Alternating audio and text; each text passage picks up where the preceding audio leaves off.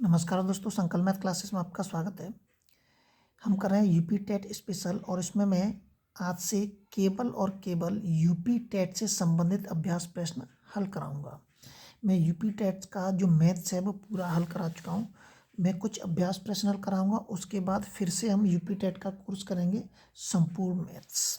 तो इसका पहला सवाल है, 1/3 की पावर के -1 दे रखा है, माइनस के 1/4 की पावर -1 दे रखा है और पूरे जो कोष्टक है उसके ऊपर भी -1 दे रखा है। अगर इस तरीके से सवाल दे रखा होता है, उस पर घात माइनस होती है तो नीचे की संख्या ऊपर कर देनी है, ऊपर की नीचे कर देनी है, तो तुरंत माइनस खत्म हो जाएगा हमारा। तो इसको क्या करूँगा, 3/1 कर दूंगा, माइनस खत्म हो जाएगा, प्लस हो गया अब वो माइनस, और इसको कर दूंगा माइनस के 4/1, ये हो जाएगा। लेकिन ये वाला माइनस अभी बचेगा, ये जो माइनस है प्लस हो गया तो 1 से कोई फ़र्क नहीं पड़ेगा, ये माइनस है प्लस हो गया, ये 1 से कोई फ़र्क नहीं पड़ेगा। अब ये नीचे जो 1 दे रखा है इससे कोई परेशानी नहीं है, 3 में से 1 घटा दीजिए, कितना आ जाएगा, -1 आएगा। अब यहाँ पे जो कोष्टक में अब घात आ रही है -1 आ रही है। अब हम इसको क्या लिख सकते हैं, इसको लिख सकते हैं 1/, और -1। अब ये जो वन जो घात है वो क्या हो गई है, +1 हो गई अब, लेकिन 1 से कोई फ़र्क नहीं पड़ेगा। अब 1 का 1 में भाग देंगे 1 ही आएगा, लेकिन माइनस फिर भी रहेगा, माइनस का माइनस खत्म नहीं होगा, इसलिए इसका आंसर कितना हो जाएगा, ए इसका आंसर हो जाएगा। इस माइनस को प्लस में करने के लिए मैं इसको नीचे लेके जाऊँ, इसके नीचे ऑलरेडी 1 है जो कि हमें दिखता नहीं है, 1 को ऊपर ले गया, हम इसको नीचे ले आए हैं। अगला सवाल देखते हैं।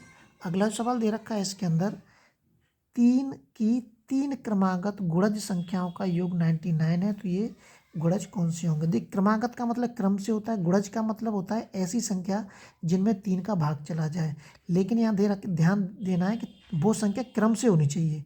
ऐसी 3 संख्या जो क्रम से है और उन क्रम से तीनों संख्याओं भाग जा रहा है। अब देखिए क्या ये संख्या क्रम से, इसमें भी चला जाएगा 3 का भाग, इसमें भी चला जाएगा और इसमें भी चला, लेकिन ये क्रम से नहीं है।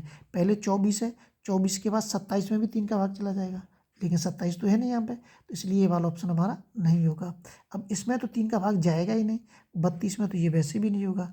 अब ये वाले चला सब में जाएगा, इसमें देखिए, इसमें 3 का भाग चला जाएगा, इसमें भी चला जाए, इसमें क्या ये क्रम से है, 30 में चला जाए, 31 में जाएगा 3 का, नहीं जाएगा, 32 में जाएगा, नहीं जाएगा, 33 में चला जाएगा, 34 35 में नहीं जाएगा, 36 में चला जाएगा।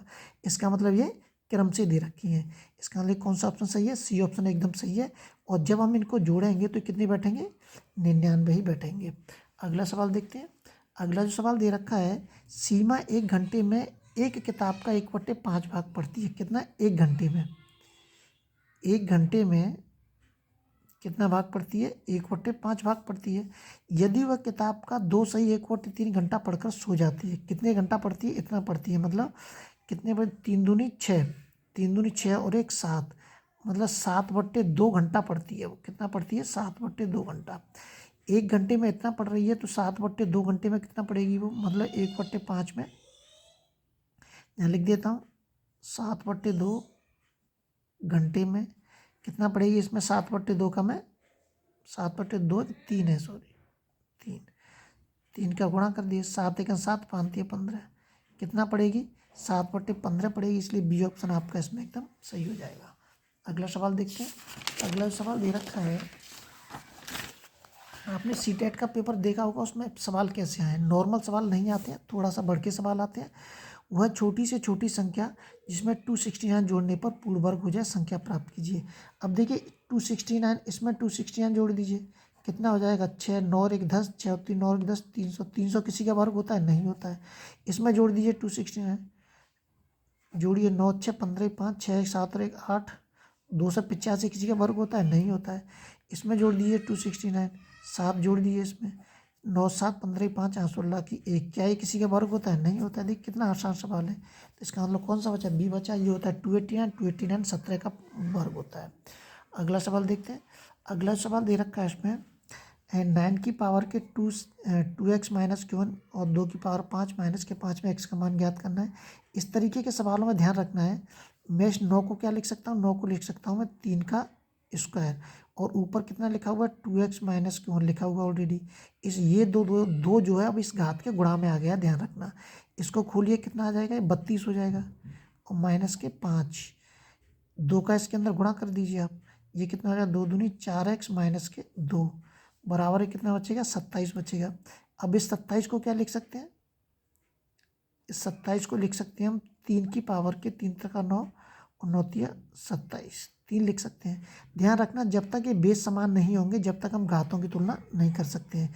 अब ये खत्म हो जाएंगे हमारे, बचेगा क्या हमारा, ये बचेगा केवल 4x माइनस के 2 बराबर के 3 4x बराबर ये इधर आ जाएगा 5 हो जाएगा, x बराबर के 5/4। कैलकुलेशन बहुत अच्छे से आनी चाहिए, जब भी काम चलेगा, अंततः मज़ा नहीं आता है।